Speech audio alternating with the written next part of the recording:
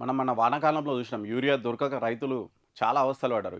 అంటే చాలా రోజుల తర్వాత నిజంగా టీఆర్ఎస్ గవర్నమెంట్ వచ్చిన తర్వాత అప్పట్లో తెలంగాణ వచ్చిన తర్వాత టీఆర్ఎస్ గవర్నమెంట్‌లో మాత్రం ఎప్పుడు యూరియా కొరత రాకుండా అయితే చూసుకున్నారు. అది వాళ్ళ సక్సెస్‌గానే చెప్పుకోవచ్చు. కానీ కాంగ్రెస్ గవర్నమెంట్ వచ్చిన సెకండ్ ఇయర్‌లోనే మరి యూరియా దొరకలే. చాలా అసలు ఎంత ఇబ్బంది పడ్డారంటే అసలు యూరియా దొరకక మనం గ్రామాల్లోకెళ్తే ఇప్పటికీ చెప్పుకుంటున్నారు. అసలు ఈసారి యూరియా దొరకలే. టైంకి మేము యూరియా ఎయలేకపోయినాం. వరి పంట సరిగ్గా రాలేదు. లేకుంటే ఇంకో పంట సరిగ్గా రాలేదని కూడా మనకు చాలా కంప్లెయింట్లు వస్తున్నటువంటి సందర్భంలో ఇక నుంచి అలా గాకుండా మరి కొత్త పద్ధతి అయితే తెస్తారంటే ఇక్కడ చూడొచ్చు. ఇక ఇంటి నుంచే యూరియా బుకింగ్ చేసుకోవచ్చంట. కానీ రైతులకు మరి బుక్ చేసుకునేటువంటి సౌలభ్యం ఉంటది. ఎందుకంటే గ్రామీణ ప్రాంతాల్లో పనిచేసేటువంటి రైతులు ఎవరైతే ఉంటారో వాళ్ళందరికీ కూడా ఫోన్ల మీద, ఈ బుకింగ్‌ల మీద పెద్ద ఐడియా అయితే ఉండదు. మరి ఇది అంతా ఓకే. కొంచెం టెక్నాలజీ తెలిసినటువంటి వాళ్ళకు యూజ్ కావచ్చు కానీ మరి టెక్నాలజీ తెలవనటువంటి రైతులు మరి ఎట్లా బుక్ చేసుకుంటారో మరి ప్రభుత్వం ఎందుకు ఆలోచన చేసిందో చూడాలి. ఇవన్నీ కాదు అసలు రైతులకు ఇంతకుముందు ఎట్లా ఈజీగా దొరికేదో అటువంటి సౌలభ్యం కల్పిస్తే వీళ్ళకి ఎప్పుడైనా మంచిగుంటది. ఇక ఇంటి నుంచే యూరియా బుకింగ్ చేసుకుంటాం. ఈ రబీ సీజన్ నుంచి యాప్‌లో యూరియా ఏస్తారంట. ఈ 20వ తేదీ నుంచి ప్రయోగాత్మకంగా అందుబాటులోకి అయితే తెస్తారట. మరి ఎట్లా చేస్తారు ఏంటనేది చూడాలి. ఎరువుల యాప్ ద్వారా రైతులు తమ సమీపంలో ఉన్నటువంటి డీలర్‌తో పాటు ఇతర డీలర్ల వద్ద ఉన్నటువంటి యూరియా స్టాకు అంటే మామూలుగా యూరియా ప్రైవేటు, గవర్నమెంట్ దగ్గరలో దొరుకుతుంటాయి కదా! మరి ఎక్కడ ఎంత స్టాక్ ఉందని ఆ యాప్‌లో కనిపిస్తదంట. దానికి తగ్గట్టు నాకు 4 బస్తాలు కావాలన్నా, 5 బస్తాలు కావాలన్నా వీళ్ళు బుక్ చేసుకోవాలంట. మరి దానికోసం ఏమైనా లిమిట్ కూడా పెడతారంట. ఎందుకంటే ఒక ఎకరా ఉన్నటువంటి ఆయన 100 బస్తాలు బుక్ చేసిండనుకో, నిజంగా అవసరం ఉన్న ఆయనకు దొరకదు. మరి బ్లాక్ మార్కెట్‌కి పోయేటువంటి అవకాశం కూడా ఉంటది కాబట్టి బహుశా దీనికోసం ఏదైనా ఖచ్చితంగా దానికి ఏదో ఒక మార్గం అయితే వీళ్ళు చేయొచ్చు. ఇక్కడ చూసుకోవచ్చు యూరియా బుకింగ్ కోసం స్థానిక వ్యవసాయ విస్తరణ అధికారి సేవలను ఏఈఓలు ఉంటారు కదా! వాళ్ళ సహాయంతోటి బుక్ చేసుకోవచ్చని గవర్నమెంట్ అయితే చెప్తుంది. మరి యూరియా బుక్ చేసిన తర్వాత ఒక బుకింగ్ ఐడీ వస్తదంట. దాని ఆధారంగా తాను ఎంచుకున్న డీలర్ దగ్గర నుంచి యూరియా కొనుగోలు చేయొచ్చంట. మరి సంబంధిత డీలర్ రైతు బుకింగ్ ఐడీని పరిశీలించిన తర్వాతే యూరియాను విక్రయించాలని కూడా వీళ్ళు చెప్తున్నారు. మరి ఇందులో ఏమైనా సమస్యలు ఎదురైతే దానికోసం హెల్ప్ లైన్ నెంబర్లు కూడా వీళ్ళైతే చెప్తున్నారట.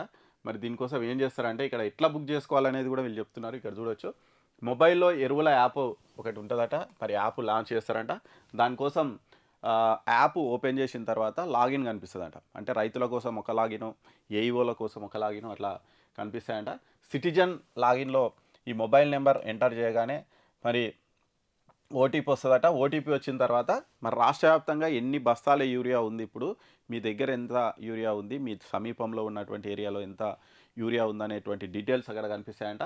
ఆ తర్వాత ఆ జిల్లాలో అందుబాటులో ఉన్న యూరియా బ్యాగుల సంఖ్య కనిపిస్తది. ఆ తర్వాత పాస్‌బుక్ నంబర్ ఎంటర్ చేస్తే ఆటోమేటిక్‌గా వాళ్ళకి ఎంత పొలం ఉందనేది కనిపిస్తది.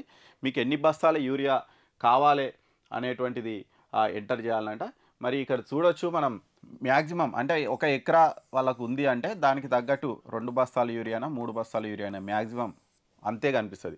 అంటే నీకు ఎకరా పొలం ఉందంటే నువ్వు గరిష్టంగా 4 బ్యాగులు కొనొచ్చా, 5 బ్యాగులు కొనొచ్చా అనేది ఆడ కనిపిస్తది. అంతకు మించి మనము ఎక్కువ కొనుగోలు చేసే అవకాశం అయితే ఉండదు. ఇది కూడా మంచిదే. ఎందుకంటే చాలామంది ఏం చేస్తుంటారంటే ఇక యూరియా దొరకదేమని తీసుకొచ్చి బ్యాగులు బ్యాగులు ఆడ పడేసుకుంటుంటారు. ఆ తర్వాత అందరూ అంటే ఒకటేసారి దొరుకుతలేదు అంటే అందరూ దానికే ఎగబడతారు.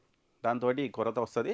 మరి అట్లా రాకుండా ఇక ఇప్పటి నుంచి ఏం చేస్తారంట అంటే ఒక రైతుకు ఎన్ని ఎకరాల పొలం ఉంది, దానికోసం ఎంత యూరియా అవసరం పడతది అనేది ఆ యాప్‌లో ఉంటదంట. మాక్సిమం అంతకంటే ఎక్కువ బుక్ చేసుకోనికి రాదు. ఆ బుక్ చేసుకున్న తర్వాత ఒక 15 రోజుల వ్యవధిలో 4 దశల్లో వివరాలైతే కనిపిస్తాయంట.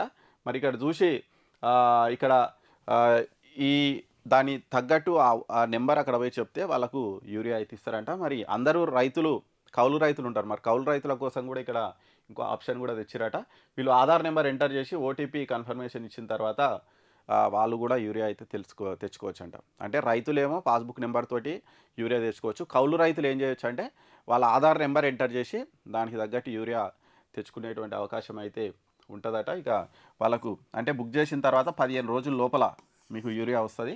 మరి యూరియా మీకు ఓకే. అవైలబుల్ ఉంది. మీరు బుక్ చేసిర్రు.